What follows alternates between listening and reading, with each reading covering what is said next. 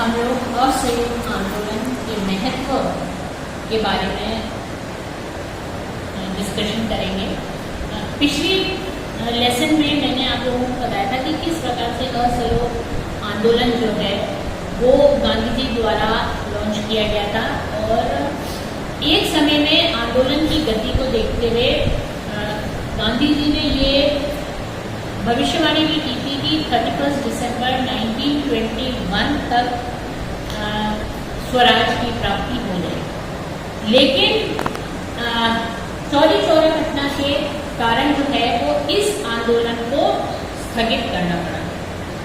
अब ये हम भी मान सकते हैं कि आंदोलन जो है वो लगभग 1 वर्ष के अंदर स्वराज प्राप्त करने में असफल रहा, और इसके स्थगन के बाद लोगों के अंदर जो है वो निराशा का भाव उत्पन्न हुआ था। पर इन सब बातों के बावजूद भी राष्ट्रीय स्वाधीनता आंदोलन में असहयोग आंदोलन या नॉन कॉपरेशन मूवमेंट का महत्व जो है वो बहुत है, और इस आंदोलन ने अपना जो है वो स्वतंत्रता संग्राम में इसका अपना योगदान और महत्वपूर्ण योगदान जो है वो इस आंदोलन ने दिया। अब अगर हम क्रमबद्ध जो है वो इसका परिणाम देखें, इसके महत्व देखें, तो इसमें जो सबसे इम्पोर्टेंट पॉइंट है वो ये है कि असहयोग आंदोलन ने राष्ट्रीय आंदोलन को एक नया स्वरूप प्रदान किया। जो भारत के अंदर जो राष्ट्रीय आंदोलन चला वो कई स्टेजेस से गुजरता हुआ उसका कल्मिनेशन जो है वो भारत को स्वतंत्रता प्राप्त करने में 1947 में मिला। तो ये कई स्टेजेस से होता गया था। हर स्टेज का अपना महत्व है। हम ये नहीं कह सकते कि स्वतंत्रता आंदोलन में चाहे नॉन कॉपरेशन हो या सिविल डिसोबीडियंस हो, असहयोग आंदोलन हो, ये इनका महत्व नहीं था। हर आंदोलन का अपना महत्व है। हर आंदोलन ने कुछ न कुछ कंट्रीब्यूट किया है उस परिस्थिति को बनाने में जिसके कारण जो है वो अंग्रेजों को भारत छोड़कर जाना पड़ा। तो इसी तरह से असहयोग आंदोलन ने जो है वो इसको एक राष्ट्रीय आंदोलन को एक नया रूप दिया। प्रारंभ में नरमवादी थे, या हम ये कह सकते हैं कि उदारवादी थे। उन्होंने जो है वो याचनाओं से अंग्रेजी सरकार से मांगा। उसके बाद उग्रवादी आए, जैसे कि लाल बाल पाल ने जो है वो राजनीतिक भिक्षावृत्ति छोड़ने की बात कही। और ये जो तीसरा चरण था, क्योंकि गांधी जी के नेतृत्व में जो है ये आंदोलन किया गया, उसमें जो है वो इस गांधी जी ने अंग्रेजों के विरुद्ध सत्याग्रह का मार्ग जो है वो दिखाया। ये एक इस आंदोलन का बहुत बड़ा जो है वो योगदान। इसमें जो है वो गांधी जी ने सत्याग्रह को एक हथियार बनाकर अंग्रेजों के विरुद्ध जो है वो प्रयोग में लिया। तो एक सबसे इम्पोर्टेंट जो इस असहयोग आंदोलन का कंट्रीब्यूशन है वो ये था कि इसमें जो है वो सत्याग्रह का मार्ग, या उसको सत्याग्रह को एज अ वेपन, अस्त्र शस्त्र के रूप में अंग्रेजी सरकार के विरुद्ध जो काम में लेना जो है इसके द्वारा सिखाया गया। दूसरा, इस आंदोलन से राजनीतिक जागृति और स्वराज की मांग जो है वो और प्रबल हुई। जागृति क्यों? क्योंकि इससे जो है वो असहयोग आंदोलन ने भारतीयों के मन में एक आत्मनिर्भरता और एक अपनी शक्ति को संचित करने का जो है वो पाठ पढ़ाया।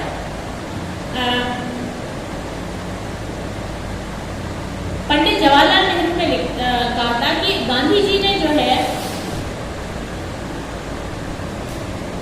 ये बताया कि अगर जनता अहिंसात्मक तरीके से संगठित होकर सरकार के विरुद्ध खड़ी होती है तो अंग्रेज सरकार को उनकी बातें जो है वो माननी पड़ेगी। लेकिन हो सकता है कि इस समय तक जो है वो भारतीय राजनीतिक रूप से परिपक्व नहीं हुए थे। ये एक उनकी परिपक्वता का पहला चरण था।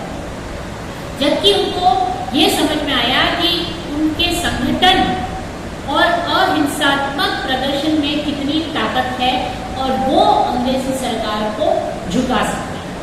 तो ये जो भावना भारतीयों के अंदर विकसित हुई, ये एक बहुत बड़ा ये हम कह सकते हैं कि बहुत बड़ी उपलब्धि इस आंदोलन की थी। फिर इस आंदोलन में कांग्रेस ने इस आंदोलन से सरकार को विनय पत्र भेजने की बजाय सरकार से सीधा सीधा टक्कर लेने की नीति जो है वो विकसित की। अब प्रत्येक व्यक्ति को आंदोलन में सहयोग देने, कुछ बलिदान करने की भावना को जागृत किया। जब हजारों की संख्या में प्रदर्शनकारी इकट्ठे होकर जो है वो नारे लगाते हुए ब्रिटिश सरकार के विरुद्ध जो है वो सड़कों पर उतर के जाते थे, तो इससे जो है सामान्य जो जनता उनके अंदर अपनी राजनीतिक शक्ति जो है वो उसका एहसास हुआ, अपनी ताकत, संगठित ताकत का जो है वो उन्हें भान हुआ और इससे जो है वो उन्हें कुछ प्राप्त करने की इच्छा हुई। और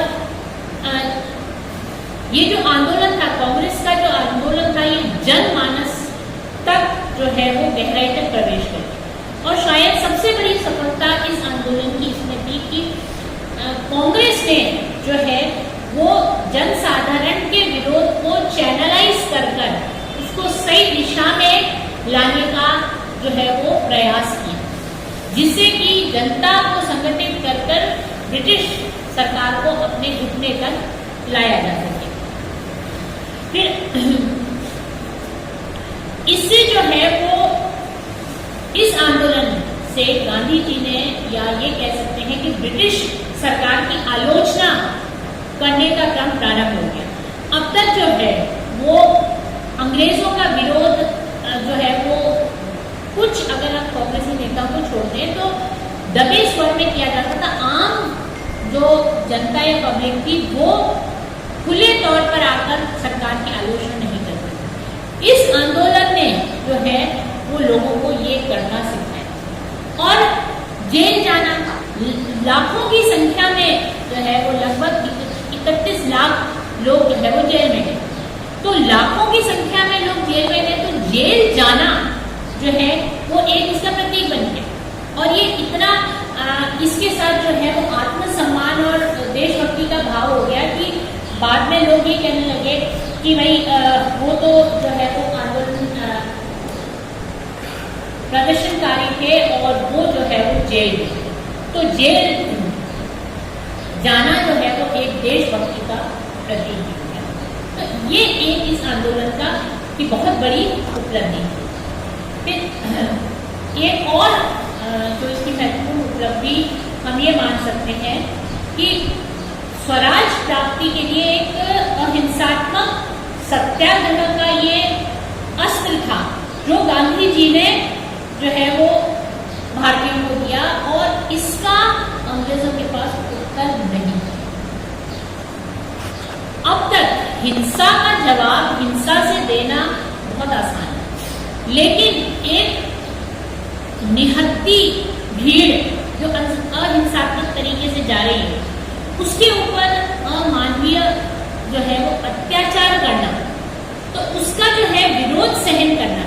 क्योंकि गांधी जी को ये पता था कि अगर कांग्रेस या भारतीय जो है वो गोली चलाएंगे अंग्रेजों के विरुद्ध, तो अंग्रेज जो है उनके विरुद्ध जो है दुगनी संख्या में गोली चला सकते, और इसमें जो है वो नैतिक जो है प्रभाव नहीं पड़ता है।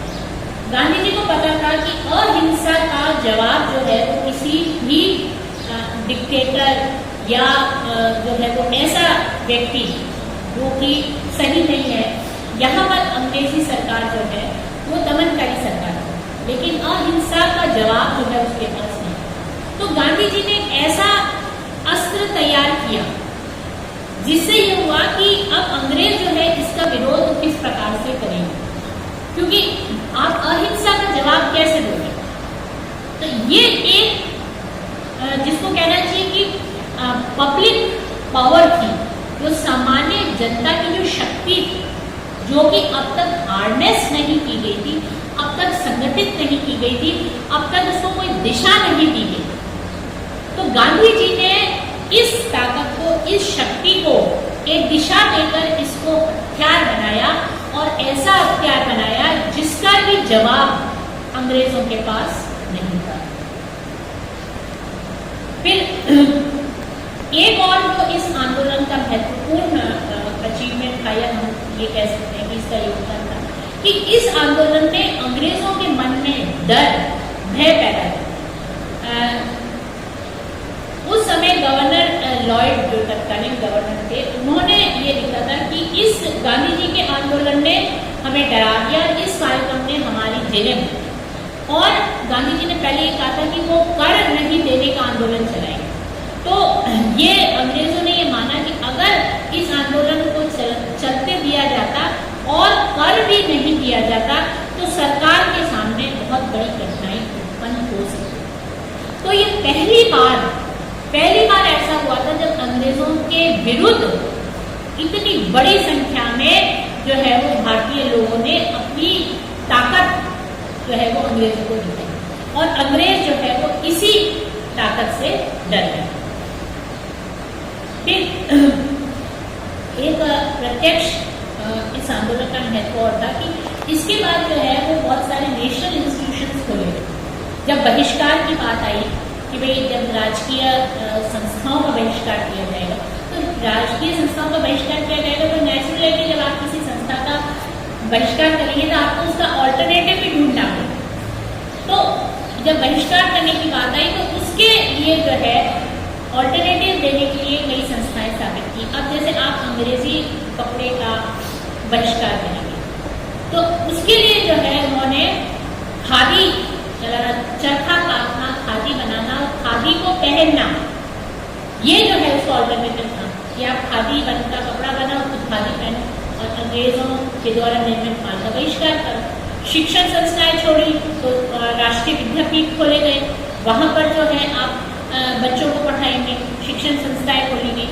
तो ये जो है वो इस तरीके से इस आंदोलन में जो है राष्ट्रीय संस्थाओं की स्थापना हुई और लोग जो है वो उसके प्रति आकर्षित। और नेचुरल है कि इससे लोगों का आर्थिक शोषण कम हुआ। कैसे शोषण कम हुआ कि जब लोग खुद चरखा काट के कपड़ा बना रहे हैं और उसको पहन रहे हैं, तो ब्रिटिश जो क्लॉथ इंडिया में आ रहा है, इंग्लैंड द्वारा निर्मित क्लॉथ जो इंडिया में आ रहा है, और यहाँ पर जो है वो इंडियन से उसको बेचा जा रहा है इंडियंस को, तो वो प्रॉफिट इंग्लैंड के पास जा रहा है।